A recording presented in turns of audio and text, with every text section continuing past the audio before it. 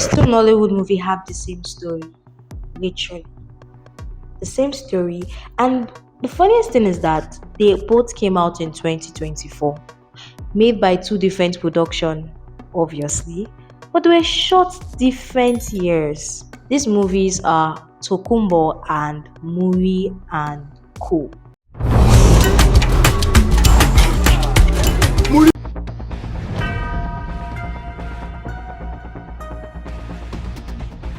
So Muri and Ko first came out in cinema.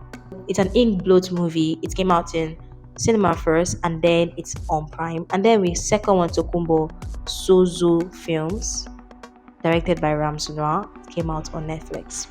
So now, watching Tokunbo first, and then watching Muri and Ko second, I was like, boy, this thing looks similar.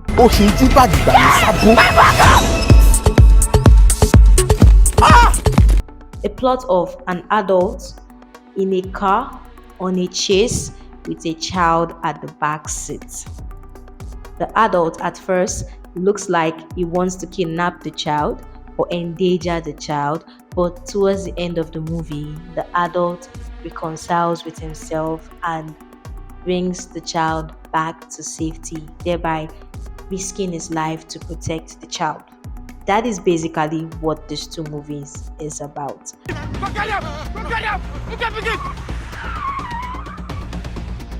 3,000. But the storytellers or the script writers told the stories in two different ways. Tokunbo is seen as an action film and a thriller film, and a tiny bit of family drama, a very, very tiny, subtle bit of family drama. But Muri and Ko is seen as a comedy, thriller, family drama. It's giving so much comedy.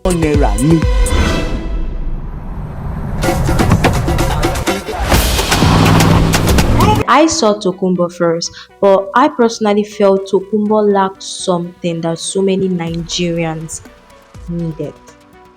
Until I saw Muri and Ko, and I was like, this is exactly what Tokunbo failed to give us. Because you ask yourself, why will a man decide to put his life on the line for a child he just met? And you ask yourself, why did the child have to vouch for this man so that the man can get a second chance with life?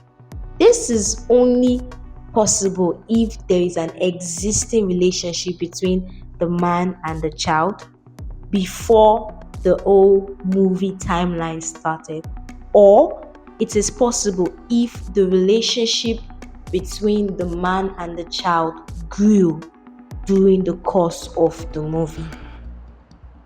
Hey, baby.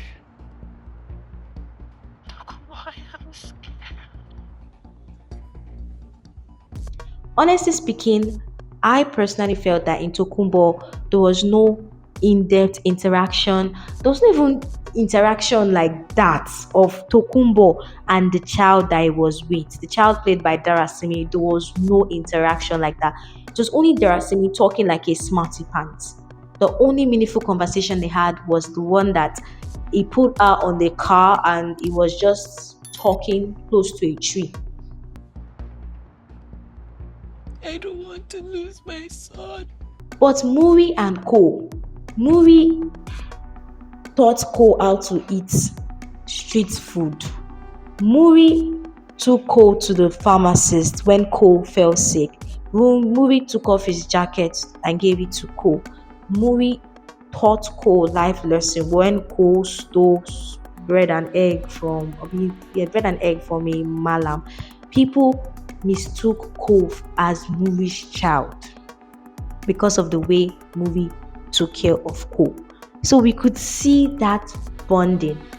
Ko was at the back seat and then Ko became in the front seat. It showed the relationship had blossomed over time. But in Tokunbo, when Darasimi was in the front seat, I asked myself, why is she in the front seat? They don't even have any close relationship at all. She still saw him as as a as who he is. Probably she saw him differently, but there was not enough scene that would make us see it. So I personally feel like these two movies have different taglines, obviously. One is centered on the character, the man, Tokunbo, and his redemption, while the other one is centered on Muri and Ko, the relationship of these two young of the relationship between Muri and the child Ko. It is actually centered on it. Basically, the names of the movies, the names of who they want to talk about more. While in Tokunbo, we had a lot of action scenes, fighting scenes, and everything. But in Muri and Co, we had more of comedy that made us laugh, that made us in tune with what was going on. Plus, we had a little bit of action scene at the ending that we really, really appreciate. I don't want to lose my son.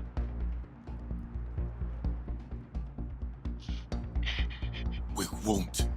So, if you want to know more about these two movies, I made a review for them even individually on this channel. So the link will be in my description box below. So you go check out to know more about this movie.